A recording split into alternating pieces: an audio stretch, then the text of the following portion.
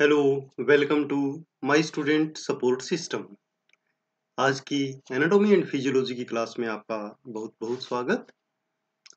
आज हम anatomy and physiology of circulatory system study करेंगे। यह काफ़ी बड़ा सिस्टम है, तो इसको हम दो पार्ट्स में स्टडी करने वाले हैं। आज हम स्टडी करेंगे ब्लड और ब्लड वेसल्स के बारे में। ये लेक्चर आप हिंदी में देख रहे हैं। यदि इसी लेक्चर को आप इंग्लिश में देखना चाहते हैं तो आई बटन पे क्लिक करें और आपको इंग्लिश वाले लेक्चर का लिंक मिलेगा, या आप सीधा यूट्यूब चैनल पर विजिट कर सकते हैं, my student support system. Circulatory system या परिसंचरण तंत्र। परिसंचरण तंत्र में वो अंग शामिल होते हैं जो सर्कुलेशन या संचलन में शामिल होते हैं। इसे कार्डियोवैस्कुलर सिस्टम के रूप में भी जाना जाता है। इस प्रणाली में हम अध्ययन करते हैं रक्त और रक्त वाहिकाओं के बारे में तथा हार्ट के बारे में। आज की इस क्लास में हम रक्त और रक्त वाहिकाओं के बारे में डिटेल में स्टडी करने वाले हैं। रक्त या ब्लड क्या है? रक्त एक संयोजी उत्तक है। यह शरीर में लगातार घूमता रहता है और एक दूसरे जो दूर के उत्तक हैं उनमें एक निरंतर संचार या कम्युनिकेशन की परमिशन देता है। पुरुषों में लगभग 5 से 6 लीटर और महिलाओं में 4 से 5 लीटर तक ब्लड होता है एक एडल्ट में। रक्त जो है वो पानी की अपेक्षा गाढ़ा और सघन होता है और उसका जो फ्लो है वो धीमा होता है। रक्त के दो घटक होते हैं, रक्त प्लाज्मा जो तरल होता है, इसमें सस्पेंडेड मटेरियल भी होते हैं, और गठित तत्व या सॉलिड मटेरियल जिसमें रक्त कोशिकाएं एवं टुकड़े होते हैं। प्लाज्मा। रक्त प्लाज्मा एक पीला जो तरल पदार्थ होता है। एक वयस्क में इसकी मात्रा लगभग 2.5 से 3 लीटर होती है। अर्थात हम ये कह सकते हैं कि रक्त में लगभग 55% प्लाज्मा की मात्रा होती है और 45% सॉलिड पार्ट होते हैं। रक्त प्लाज्मा की यदि हम बात करें तो उसमें 91.5% पानी और 8.5 विलेय मतलब घुलनशील चीजें होती हैं, जिनमें ज्यादातर प्लाज्मा प्रोटीन्स होते हैं।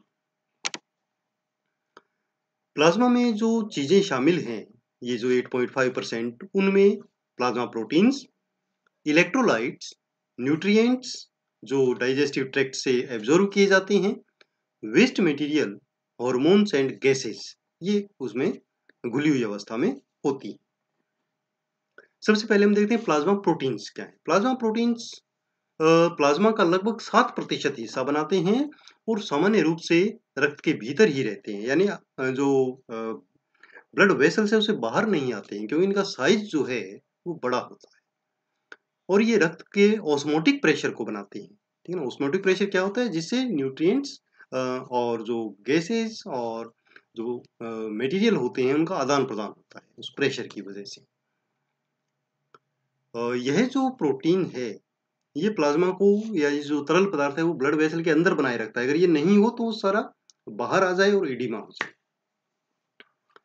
जो मेन प्लाज्मा प्रोटीन्स हमारे प्लाज्मा में हैं वो हैं एल्बुमिन, ग्लोब्यूलिन, प्रोथ्रोम्बिन तथा फाइब्रिनोजन। इलेक्ट्रोलाइट्स। इलेक्ट्रोलाइट्स हमारे शरीर के लिए बहुत महत्वपूर्ण हैं। मांसपेशियों के संकुचन, नर्व या जो तंत्रिका आवेग हैं उनका संचरण, एसिड बेस का बैलेंस आदि कई मुख्य कार्य इलेक्ट्रोलाइट्स के द्वारा किए जाते हैं। हमारे जो प्लाज्मा में इलेक्ट्रोलाइट्स हैं वो हैं sodium, potassium, calcium, bicarbonate, phosphates and chlorides. Nutrients. जो डाइजेस्टिव ट्रैक्ट है, पाचन के जो उत्पाद हैं, भोजन पचने के बाद जो भी स्मॉल मटेरियल हैं जैसे glucose, amino acid, fatty acid, glycerols, vitamin and minerals, वो सारे हमारे जो एलिमेंट्री ट्रैक्ट है वहां से अवशोषित होते हैं। खनिज लवण और विटामिन के साथ ये ऊर्जा, गर्मी या हीट और रिपेयर के लिए ये चाहिए होते हैं सेल्स को, तो वहां तक पहुंचाते हैं कौन? रक्त। तो रक्त के अंदर ये न्यूट्रिएंट्स फ्लो करते हैं। और प्लाज्मा में घुली हुई अवस्था में रहते हैं। Waste material, urea, creatinine, bilirubin, ammonia और यूरिक एसिड, ये प्रोटीन मेटाबॉलिज्म के वेस्ट प्रोडक्ट्स हैं जो ब्लड के साथ घूमते हैं। क्यों? क्योंकि ये जो मेटाबॉलिज्म होता है मेन लीवर में होता है, वहां से बनने के बाद इनको शरीर से बाहर निकालना होता है। तो ये जब तक बाहर नहीं निकलते तब तक ये ब्लड में घूमते रहते हैं और अपने उस अंग तक पहुंचते हैं जहां से इन्हें बाहर निकालना है। तो कौन कौन से अंग हैं? जैसे लीवर, और लीवर से इनको बाहर निकाला जाता है, इवन स्किन से भी बाहर निकलते हैं ये पसीने के रूप में, तो वहां तक भी ये लेकर जाए जाते हैं। हॉर्मोन्स, अंतःस्रावी ग्रंथियों द्वारा संश्लेषित रासायनिक मैसेंजर्स होते हैं। मैसेंजर क्यों हैं? क्योंकि ये दूसरे अंग तक जाएंगे और वहां पर उसको मोटिवेट करेंगे एक पर्टिकुलर एक्टिविटी के लिए। हार्मोन सीधे एंडोक्राइन या अंतःस्रावी कोशिकाओं जो ग्रंथियां हैं वहां से रक्त में आ जाते हैं और रक्त उन्हें अपने जो टारगेट टिश्यू या ऑर्गन्स हैं वहां तक लेकर जाते हैं जहां वे उस ऑर्गन की एक्टिविटीज को प्रभावित करते हैं। गैसेस, ऑक्सीजन, कार्बन डाइऑक्साइड और नाइट्रोजन, ये प्लाज्मा में घुली हुई अवस्था में शरीर में पहुंचाए जाते हैं। वैसे तो आरबीसी के अंदर भी हीमोग्लोबिन के साथ ऑक्सीजन और कार्बन डाइऑक्साइड जाते हैं, बट इसके अलावा घुली हुई अवस्था में प्लाज्मा में भी ये गैसेस फ्लो करती हैं ब्लड के साथ। ज्यादातर जो ऑक्सीजन की मात्रा है वो हीमोग्लोबिन के साथ ट्रेवल करती है, कुछ प्लाज्मा के साथ, बट जो ज्यादातर कार्बन डाइऑक्साइड है वो प्लाज्मा के साथ ही ट्रेवल करती है, कुछ अमाउंट हीमोग्लोबिन के साथ भी आती है। और प्लाज्मा में जो बाइकार्बोनेट्स और ये आयन होते हैं जो कार्बन डाइऑक्साइड के साथ अटैच हो जाते हैं और आसानी से उसको ट्रेवल करने में हेल्प करते हैं। अब प्लाज्मा के बाद हम आते हैं सॉलिड मटेरियल पे कि ब्लड का सॉलिड मटेरियल क्या है। सॉलिड मटेरियल है इसमें लाल रक्त कोशिकाएं, श्वेत रक्त कोशिकाएं और प्लेटलेट्स। लाल रक्त कोशिकाएं, लाल रक्त कोशिकाओं को इरिथ्रोसाइट्स भी कहा जाता है। ये सबसे प्रचुर मात्रा की कोशिकाएं हैं, यानी बहुत ज्यादा हैं। ये बाइकोनकेव डिस्क होती हैं, यानी बीच में से ये चपटी होती हैं, साइडों से मोटी होती हैं, बाइकोनकेव हैं। इनमें ऑक्सीजन को कैरी करने वाला हीमोग्लोबिन नाम का प्रोटीन होता है। ये जो इसका बाइकोनकेव स्ट्रक्चर है ये एक प्रोटीन के द्वारा मेंटेन किया जाता है और उस प्रोटीन को हम क्या कहते हैं? स्पेक्ट्रिन। ये जो इसकी आकृति है ऐसी आरबीसी की, वो हेल्प करती है ऑक्सीजन के ट्रांसपोर्टेशन में, क्योंकि इसका जो सरफेस एरिया है इससे बढ़ जाता है और ज्यादा ऑक्सीजन ये ग्रहण कर पाती है। हीमोग्लोबिन जो आरबीसी में है वो एक प्रोटीन से मिलकर बना होता है जिसे हम ग्लोबिन कहते हैं, और आयरन इसके साथ अटैच होता है जिससे आयरन का एक पिगमेंट होता है जिसे हम हीम कहते हैं, और इसका जो कलर है वो इसी हीम के कारण होता है। इरिथ्रोसाइट लाल रक्त जो लाल अस्थि मज्जा रेड बोन मेरो में डेवलप होती हैं, और जो रेड बोन मेरो है वो लगभग सभी हड्डियों में होती है, लॉन्ग बोन्स के सिरों पर, फ्लैट बोन्स में और इरेगुलर बोन्स में। वहां से आने के बाद ये ब्लड में आ जाती हैं। लगभग इन ब्लड में इनका सर्कुलेशन के दौरान इनका जो जीवन काल होता है आरबीसी का वो 120 दिन का होता है। 120 दिन में ये नष्ट हो जाती हैं, चेंज हो जाती हैं, नई आरबीसीज आ जाती हैं। अब है श्वेत रक्त कणिकाएं। श्वेत रक्त कोशिकाओं को ल्यूकोसाइट्स भी कहा जाता है। रक्त के प्रत्येक 1 क्यूबिक मिलीमीटर में 5000 से 10,000 श्वेत रक्त कोशिकाएं होती हैं। श्वेत रक्त कोशिकाओं के मुख्य दो प्रकार होते हैं, ग्रेन्युलोसाइट और एग्रेन्युलोसाइट। ग्रेन्युलोसाइट का मतलब उसके अंदर ग्रेन्यूल्स या दाने होते हैं जैसे न्यूट्रोफिल्स, इओसिनोफिल्स और बेसोफिल्स, और एग्रेन्यूल जिनमें दाने नहीं होते, वैसे थोड़े से कुछ दाने होते हैं बट फिर भी इनको हम एग्रेन्युलोसाइट भी कहते हैं, जिसमें मोनोसाइट और लिम्फोसाइट्स शामिल होती है। न्यूट्रोफिल्स क्या है? ये बहुत ही छोटी, तेज और सक्रिय कोशिकाएं होती हैं जो बैक्टीरिया के आक्रमण से हमारे शरीर की रक्षा करती हैं, और इवन जो डेड सेल्स हो जाती हैं उनके मलबे को भी फैगोसाइटोसिस के द्वारा उनको रिमूव करती हैं, और जो क्षतिग्रस्त ऊतक आते हैं उनको भी हटाती है। ये कुछ रासायनिक पदार्थों के द्वारा अट्रैक्ट हो जाती हैं उस स्थान पर जहाँ पर कोई इन्फ्लामेशन हुआ है। इस जो केमिकल सब्सटेंस है इसे कीमोटैक्सिन कहा जाता है, जो क्षतिग्रस्त कोशिकाओं द्वारा स्रावित किए जाते हैं और उसको फील करके ये उस एरिया में पहुंच जाती है। न्यूट्रोफिल बहुत ज़्यादा मोबाइल हैं, मतलब बहुत एक्टिव हैं, तेजी से इधर-उधर जा सकती हैं और जहाँ भी प्रभावित क्षेत्र होता है, जहाँ पर इन्फ्लेमेशन हो रहा होता है, वहाँ पर टिश्यू के अंदर ये पहुँच जाती हैं ब्लड वेसल्स को वॉल को क्रॉस करके। इयोसिनोफिल ये इनकी जो संख्या है वो लगभग 2 से 4% होती है टोटल ग्रेन्युलोसाइट में और इनके अंदर बी आकार के न्यूक्लियस होते हैं। न्यूट्रोफिल की तरह ये भी रक्त वाहिकाओं से बाहर निकल सकती हैं, पलायन कर सकती हैं और इनका जो व्यास या जो डायमीटर होता है वो 10 से 12 माइक्रोन का होता है। इनके पास भी फैगोसाइटिक एक्टिविटी होती है, यानी ये भी फैगोसाइटोसिस कर सकती हैं। इनके ग्रेन्यूल में लाइसोसोमल एंजाइम्स और पेरोक्सीडेज होते हैं जो अ, परजीवी के लिए, पैरासाइट्स के लिए विषाक्त होते हैं, उसको मार देते हैं, खा जाते हैं। इसी के परिणाम स्वरूप पैरासाइट्स समाप्त होते हैं और हमारे शरीर की डिफेंस एक्टिविटी स्ट्रॉन्ग होती है। बेसोफिल बेसोफिल एलर्जी प्रतिक्रियाओं के साथ जुड़े हुए हैं। इनमें हिपेरिन और हिस्टामिन नाम के पदार्थ के साथ साइटोप्लाज्मिक ग्रेन्यूल्स होते हैं जो इन्फ्लामेटरी रिएक्शंस को बढ़ावा देते हैं।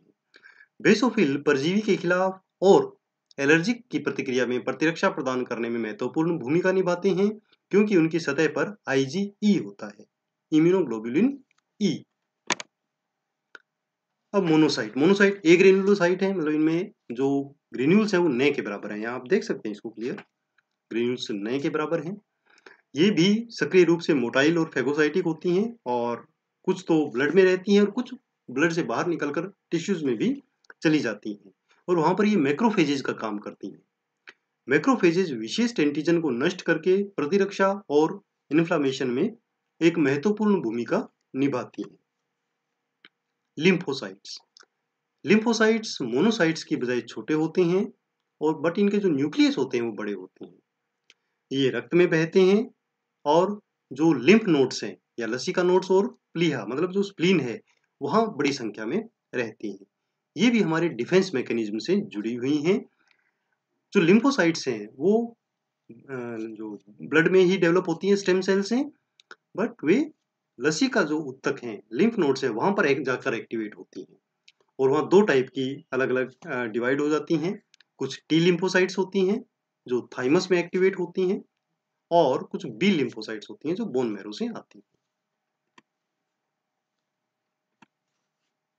फंक्शंस ऑफ ब्लड, रक्त के कार्य क्या हैं? आपको जानते हैं कि रक्त का मुख्य कार्य तो ऑक्सीजन और कार्बन डाइऑक्साइड को कैरी करना है, बट इसके अलावा ये बहुत से कार्य करता है। जैसे ट्रांसपोर्ट, उसके इन जो कार्य हैं इनको हम डिवाइड कर सकते हैं। सबसे पहले ट्रांसपोर्टेशन का कार्य, तो ट्रांसपोर्टेशन तो आप जानते हैं, सबसे पहले तो गैसेज का ट्रांसपोर्टेशन है। गैसेज के अलावा भी बहुत सारे इसमें पदार्थ हैं जो घुली हुई अवस्था में ट्रांसपोर्ट करते हैं, जैसे न्यूट्रिएंट्स, इलेक्ट्रोलाइट्स, गैसेज, हार्मोन्स, ये सब ट्रेवल करते हैं। ये मीन ऑफ ट्रांसपोर्टेशन है इन चीज़ों के लिए। दूसरा मेंटेनिंग बॉडी टेम्परेचर, यानी एक शरीर का तापमान बनाए रखने के लिए हमारे बहुत सारे जो सेल्स की एक्टिविटीज होती हैं वो हीट प्रोड्यूस करती हैं। उस हीट को पूरे शरीर में समान रूप से वितरित करने का जो काम है वो ब्लड करता है। मेंटेनिंग एसिड बेस बैलेंस, यानी हमारे शरीर में जो एसिड है और बेस है उसका बैलेंस बना के रखते हैं, यानी पीएच को मेंटेन करके रखते हैं। हाइड्रोजन आयन और बाइकार्बोनेट आयन के उत्सर्जन या पुनर्संयोजन के द्वारा अगर पीएच कम होने लगती है तो ये हाइड्रोजन आयन को ले लेते हैं और रक्त पीएच को मेंटेन करके रखते हैं 7.4 लगभग। Regulation of fluid balance, fluid balance का भी रेगुलेशन ये ब्लड ही करता है, क्योंकि जब ब्लड गुर्दे से यानी किडनी से होकर निकलता है तो जो अतिरिक्त पदार्थ होता है, तरल पदार्थ, वो विसर्जित कर दिया जाता है और यदि ज़्यादा निकल जाए तो रीअब्जॉर्ब भी कर लिया जाता है किडनी के द्वारा ज़रूरत के अनुसार। रिमूवल ऑफ वेस्ट प्रोडक्ट्स, रक्त ऊतकों और कोशिकाओं में बने हुए जो भी वेस्ट प्रोडक्ट्स होते हैं प्रोटीन के सिंथेसिस के, उन्हें वहाँ से हटाता है और लेकर जाता है उन अंगों तक जहाँ से उनको शरीर से बाहर निकालना है, जैसे लंग्स यहाँ से CO2 बाहर निकलती है, गुर्दे जहाँ से अमोनिया और कुछ वेस्ट प्रोडक्ट्स निकलते हैं, इवन डाइजेस्टिव ट्रैक्ट और जो स्किन है वहाँ से भी वेस्ट प्रोडक्ट्स रिमूव किए जाते हैं। ब्लड क्लोटिंग, ये भी एक महत्वपूर्ण कार्य ब्लड का है। एक ब्लड क्लोटिंग एक प्रक्रिया है जिससे खून रक्त के थक्के जमते हैं और इसी के कारण ही ब्लड लॉस को ये प्रिवेंट करता है। डिफेंस एक्शन, ये तो सब आप जानते हैं, हमारी जो इम्यूनिटी है वो ब्लड वेसल्स की जो रक्त कोशिकाएं हैं उनके द्वारा मेंटेन किए जाते हैं, मुख्य रूप से न्यूट्रोफिल्स और मोनोसाइट्स की एक्टिविटी के द्वारा और लिम्फोसाइट्स की एक्टिविटी के द्वारा, लिम्फ नोड्स और spleen. Blood grouping, blood grouping क्या है? व्यक्तियों का जो ब्लड है उसको अलग अलग ग्रुप्स में डिवाइड किया गया है और वो जो ग्रुप है वो डिटरमाइन होता है आरबीसी के ऊपर प्रेजेंट एक एंटीजन के द्वारा, और ये एंटीजन हमें विरासत में पेरेंट्स से मिलते हैं, बाद में चेंज नहीं हो सकते हैं, जीन्स के साथ जुड़े हुए हैं। इन एंटीजन्स के अलावा प्लाज्मा के अंदर एंटीबॉडीज होते हैं, बट ये खुद के नहीं होते हैं। जैसे ए एंटीजन है तो एंटीबॉडी बी होगा, ए नहीं होगा। और ये एंटीबॉडी जो बने हैं प्लाज्मा में या जो बनते रहते हैं, ये भी हमारे जीन्स के द्वारा निर्धारित होते हैं और ये भी चेंज नहीं होते हैं। इसलिए अगर ब्लड ग्रुप एक बार आपको पता है तो लाइफ टाइम वही रहता है, कभी भी चेंज नहीं होता है।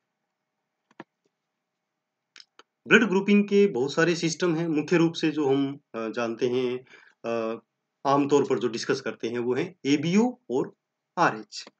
एबीओ प्रणाली, एबीओ प्रणाली क्या है? इसमें जो आरबीसी है उसके ऊपर जो एंटीजन है, ए ग्लूटिनोजेंस के हैं, उसकी उपस्थिति के आधार पर रक्त के समूह का निर्णय किया जाता है। जिन लोगों के आरबीसी पर ए एंटीजन होता है तो वो ब्लड ग्रुप ए होगा, जिसकी आरबीसी पर बी एंटीजन है वो ब्लड ग्रुप बी होगा, जिसके आरबीसी पर ए और बी दोनों एंटीजन है वो ब्लड ग्रुप ए बी होगा, और जिसके आरबीसी पर कोई भी एंटीजन नहीं है वो ब्लड ग्रुप ओ होगा। इसी प्रकार प्लाज्मा में जो एंटीबॉडी हैं वो भी स्पेशल होते हैं। अगर ए ब्लड ग्रुप है तो उसकी जो एंटीबॉडी है प्लाज्मा में वो बी होगी, बी ब्लड ग्रुप वालों में एंटीबॉडी ए होगी, और ब्लड ग्रुप ए बी में कोई भी, उसकी प्लाज्मा में कोई भी एंटीबॉडी नहीं होती है, इसलिए वो सबसे ब्लड ले सकता है, इसलिए इसको यूनिवर्सल रेसिपिएंट कहते हैं, ब्लड लेने वाला सबसे। और जो O antigen, O blood group है उसमें एंटीजन नहीं होते हैं बट एंटीबॉडी दोनों होते हैं, तो वो ब्लड दे सबको सकता है बट ले सिर्फ ओ वालों से सकता है, तो इसलिए इसको हम कहते हैं यूनिवर्सल डोनर। इस सिस्टम को हम इस पिक्चर से समझ सकते हैं कि जैसे ये ब्लड ग्रुप ए है तो इसमें जो आरबीसी है उसमें एंटीजन ए होगा, एंटीबॉडी बी होगी। बी टाइप का जो ब्लड ग्रुप है उसमें एंटीजन बी होगा और एंटीबॉडी ए होगी। ए बी वाला जो ब्लड ग्रुप है उसमें एंटीजन ए बी दोनों हैं, एंटीबॉडी नहीं है, और टाइप ओ में एंटीजन नहीं है बट एंटीबॉडी दोनों है। आरएच सिस्टम, आरएच रक्त समूह इसलिए नाम दिया गया है क्योंकि इस एंटीजन की खोज सबसे पहले रिसस बंदर में के ब्लड में की गई थी। जिन लोगों की आरबीसी पर आरएच एंटीजन होता है उन्हें आरएच पॉजिटिव, और जिनमें ये नहीं होता उन्हें आरएच नेगेटिव कहते हैं, और इसी के बेस पे हमारा ब्लड ग्रुपिंग प्लस और माइनस होता है, जैसे A positive A negative, O positive O negative etcetera. Next topic, subtopic है हमारा ब्लड वेसल्स या रक्त वाहिकाएं। रक्त वाहिकाएं क्या हैं? ये हमारे सर्कुलेटरी सिस्टम का हिस्सा है जिसके थ्रू ब्लड या रक्त बहता है। ये नलिकाकार संरचनाएं होती हैं जो पूरे शरीर में रक्त का प्रवाह बनाए रखती है। ये इनकी जो संरचना, साइज, शेप, ये अलग अलग प्रकार का होता है। इसकी आधार पर इनका क्लासिफिकेशन किया जाता है लगभग 5 प्रकार में: artery, arteriole, capillary, venule and veins. Artery और आर्टेरियोल ये ऑक्सीजन युक्त रक्त को हृदय से दूर ले के जाते हैं, इनमें सामान्यतया ऑक्सीजनेटेड ब्लड रहता है। और कैपिलरीज क्या है? कैपिलरीज में गैस एक्सचेंज होता है टिश्यू के साथ, और इवन न्यूट्रिएंट्स का भी एक्सचेंज होता है। उसके बाद कैपिलरीज वेन्यूल्स में कन्वर्ट हो जाती हैं और बाद में वेन्स में, और वेन्यूल्स और वेन्स ये अनऑक्सीजनेटेड ब्लड को वापस हृदय तक लेकर आती है। आर्टरी और आर्टिक्यूल्स, आर्टरी और आर्टिक्यूल्स इनकी जो बेसिक संरचना है वो सेम होती है, सिर्फ साइज का अंतर होता है। और इसी संरचना में हम देखेंगे कि ये 3 प्रकार के टिश्यू से मिलकर बनी होती है। ट्यूनिका एक्सटर्ना, ये बाहर वाली, ट्यूनिका मीडिया और ट्यूनिका इंटरना और ट्यूनिका इंटीमा, एक ही बात है। ट्यूनिका एक्सटर्ना यह धमनियों और शिराओं यानी आर्टरी और वेन सब में ये होती है बाहर की परत, जो कोलेजन फाइबर से बनी होती है।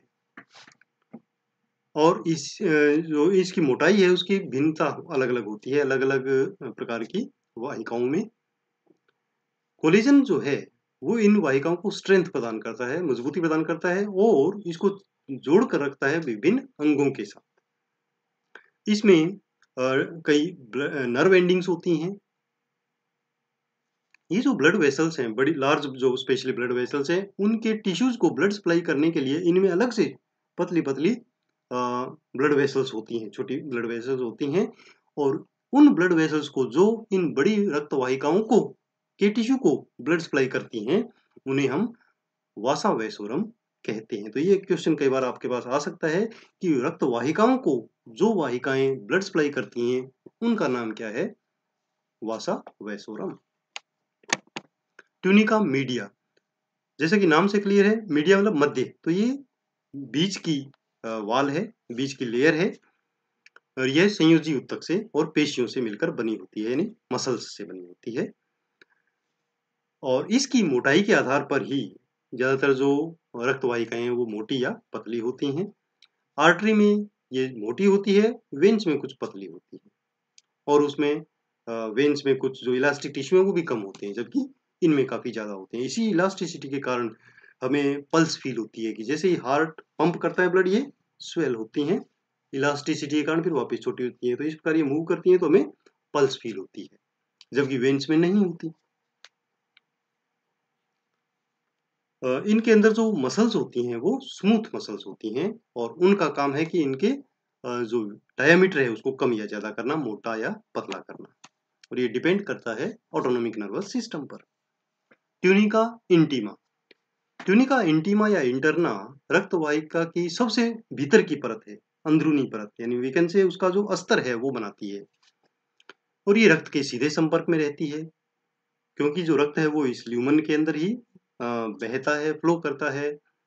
यह जो इसकी जो लास्ट वाली जो लेयर है, ये स्क्वेमस एपिथेलियम की बनी होती है, सिंगल सेल की, जिसे एंडोथीलियम भी कहते हैं। और ये एंडोथीलियम हृदय की जो एंडोकार्डियम है उसके साथ कंटिन्यू होती है, वैसी ही होती है, और ये बहुत ही चिकनी होती है, इसलिए जो ब्लड फ्लो है वो बड़ी आसानी से इसके अंदर होता है। कैपिलरीज, कैपिलरीज क्या है? ये सबसे पतली, बहुत ही यानी थ्रेड लाइक होती हैं, और पूरे शरीर में कैपिलरीज का जाल बिछा होता है। कैपिलरीज में ये 3 लेयर्स नहीं होती हैं, इसकी वॉल में केवल एक ही लेयर होती है स्क्वेमस सेल की, ताकि वहां से आसानी से गैसेज का, न्यूट्रिएंट्स का ट्रांसपोर्टेशन या जो वी कैन से एक्सचेंज हो सके। जब ये कैपिलरीज अपना एक काम कर लेती हैं तो फिर वापस में एक दूसरे से जुड़ती है और वेन्यूल्स बनाती हैं, वेन्यूल्स और वेन्स। काफी जगहों पर ये कैपिलरीज काफी चौड़ी होती हैं, जैसे लीवर, और वहां उनकी जो परमिएबिलिटी है वो भी ज्यादा होती है, उनको हम साइनोसॉइड्स कहते हैं, वो स्पेशल कैपिलरीज है। वेन्स एंड वेन्यूल्स, वेन्स या जो शिरा होती हैं वो रक्त वाहिकाएं होती हैं जो कम दबाव पर उनमें रक्त बहता है, और ये सारा जो अनऑक्सीजनेटेड ब्लड हमारे शरीर में है उसको इकट्ठा करके हृदय तक लेकर जाती हैं। इनकी जो लेयर है, इनकी जो वॉल है, उसमें सेम लेयर होती हैं जो आर्टरी में होती हैं, ट्यूनिका एक्सटर्ना, ट्यूनिका मीडिया और ट्यूनिका इंटरना। बट उनकी मोटाई थोड़ी कम होती है, इलास्टिक टिश्यू थोड़े कम होते हैं, और जो वेन्स हैं वो वेन्यूल से कुछ मोटी होंगी, ठीक है ना, पहले वेन्यूल बनेंगे फिर वो जुड़कर वेन्स बनाएंगे और ये ब्लड को लेकर आ जाएंगी हार्ट में। वेन्स, जो बड़ी वेन्स है स्पेशली, उनमें वाल्व होते हैं, जबकि आर्टरी में नहीं होते। ये वाल्व एक ही दिशा में ब्लड फ्लो को सुनिश्चित करते हैं, ठीक है ना, यानी हृदय की तरफ ही वो ब्लड बहता है, वापस बैक फ्लो उसका नहीं होता है।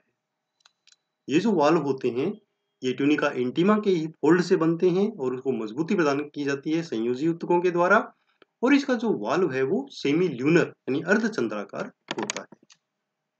ये आप देख सकते हैं कि जो ब्लड जो वेसल्स हैं उनका सिस्टम क्या है। ये सबसे पहले हार्ट से आर्टरीज आती हैं बाहर, ये 3 लेयर हो गई।